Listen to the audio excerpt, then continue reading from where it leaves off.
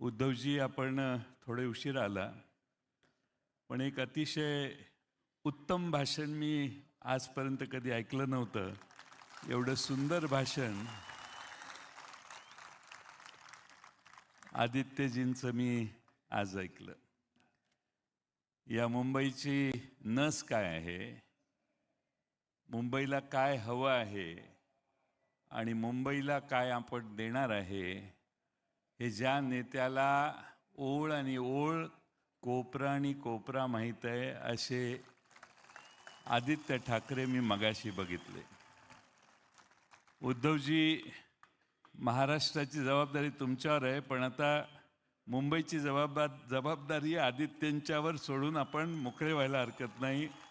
एवढी आदित्य ठाकरेंच्यामध्ये या मुंबईचा प्रश्न सोडवण्याची जिद्द आज निर्माण झालेली आहे. मुंबईत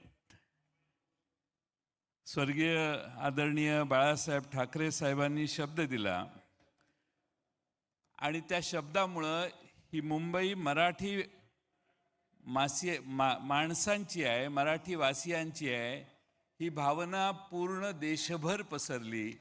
त्याचं एकमेव कारण स्वर्गीय बाळासाहेब ठाकरे. ते होते म्हणून या मुंबईमध्ये मराठी माणूस स्वाभिमानानं ठामपणानं उभा राहिला. हे आजही महाराष्ट्रात कुणीही विसरता कामा नये. खरं म्हणजे मागचं पोस्टर बघून मला मनापासून आनंद होतोय. त्या दोघांनी बघितलं की नाही मला माहीत नाही, पण हे मागचं पोस्टर बघून मला आनंद होतोय की भावकी एक झाली. मी कालपासून मुंबईतल्या अनेक प्रभागामध्ये फिरलो. लोकांना प्रचंड आनंद आणि उत्साह आहे की उद्धवजी आणि राजजी एकत्रित आले. याचा मुंबईकरांना एवढा आनंद यापूर्वी कधी झालेला नसेल. एवढा मोठा आनंद, प्रचंड आनंद या दोघांना एकत्रित बघण्यास आज मुंबईकरांना झालेला आहे. आज इथं सगळं शिवतीर्थ भरलेलं आहे, पण महाराष्ट्रातल्या कानाकोपऱ्यातला माणूस टेलिव्हिजनवर बघतोय की हे दोन भाऊ एकत्रित आले.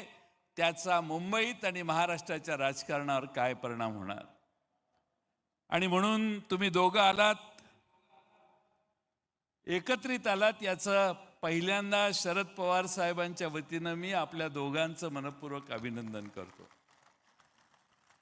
आज खरं म्हणजे पवार साहेबच येणार होते, पण त्यांना जमलं नाही. त्यांनी मला यायला सांगितलं. खरं म्हणजे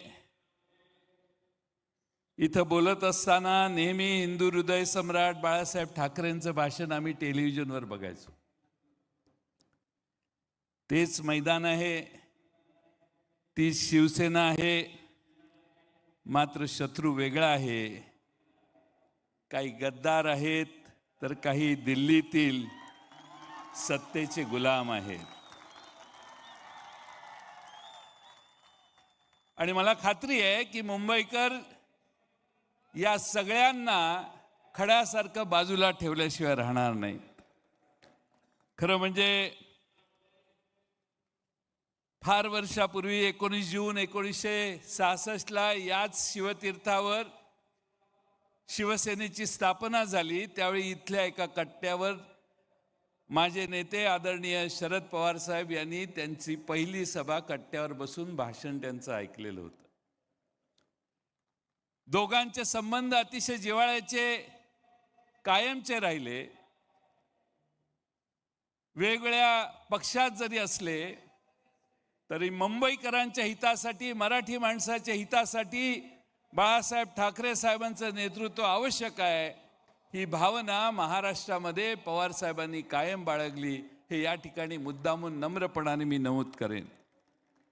आणि म्हणून हे मैदान नुसतं मैदान नाही आहे, हे मैदान स्वाभिमानाचं मैदान आहे, आपल्या अभिमानाचं मैदान आहे आणि भावनेची नाळ जोडणारं हे मैदान आहे. आणि म्हणून याच मैदानावर ज्यावेळी शरद पवार साहेबांनी राष्ट्रवादीची स्थापना केली, त्यावेळी त्यांनी देखील सुरुवात पक्षाच्या स्थापनेची याच मैदानावरून केलेली होती. बोलण्यासारखे अनेक विषय आहेत, पण या दोघांचं भाषण आपण ऐकायला आलेलं आहात. आणि त्यामुळं बाळा नांदगावकर सारखे जास्तच मान हलवायला लागलेत म्हटल्यावर मला इशारा मिळालेला आहे. परंतु एक मित्रांनो विसरू नका की 300-350 वर्षापूर्वी आपल्या छत्रपती शिवाजी महाराजांनी सुरत लुटली, त्याचा राग काहींच्या मनात आजही आहे, हे विसरू नका. अशा अनेक गोष्टी आहेत. काल परवा अण्णा मला येऊन गेले, काय बोलले? त्यांची भूमिका अशी आहे की मुंबई ही महाराष्ट्राची नाही आहे, म्हणजे मुंबईला तोडण्याचा उद्योग पुन्हा सुरू झालेला दिसतोय. आणि म्हणून यावेळची निवडणूक तुम्हा आम्हा सर्वांसाठी फार महत्त्वाची आहे. माझी तुम्हा सर्वांना विनंती आहे की आज पुन्हा जर मुंबई तोडण्याचा प्रयत्न बाहेरच्या एवढे वेगवेगळ्या राज्यातली लोक संजय राऊत साहेब महाराष्ट्रात मुंबईत यायला लागली आहेत. प्रत्येक राज्याचा मुख्यमंत्री इथं आलेला असेल कदाचित, सगळ्यांना बोलवण्याचं काम चाललेलं आहे.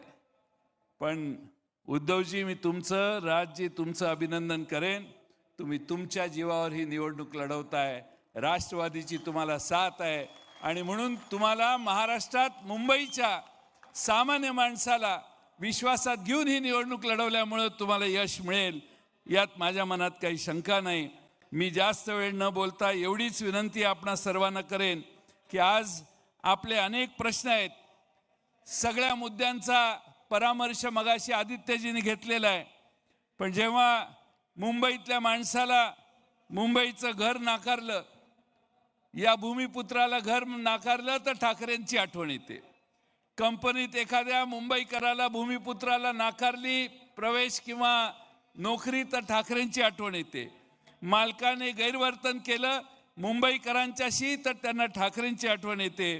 आणि मग मुंबई महानगरपालिकेसाठी देखील ठाकरेंची आठवण येते. मी जाता जाता 4-6 प्रश्न विचारतो, मला हो किंवा नाही याचं उत्तर द्या. शेतकऱ्यांची कर्जमाफी झाली का हो?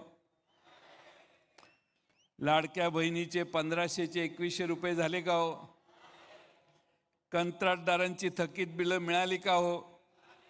शेतकऱ्यांसाठी भावांतर योजना आणली का हो? मुंबईसाठी ठोस काय केलं हो? मग आता मुंबईकर यांना मतदान करणार का? माझं काम झालेलं आहे. मुंबईचा महापौर ठाकरे बंधू ठरवतील, हा विश्वास मी व्यक्त करतो आणि आपल्या सगळ्यांची रजा घेतो. धन्यवाद.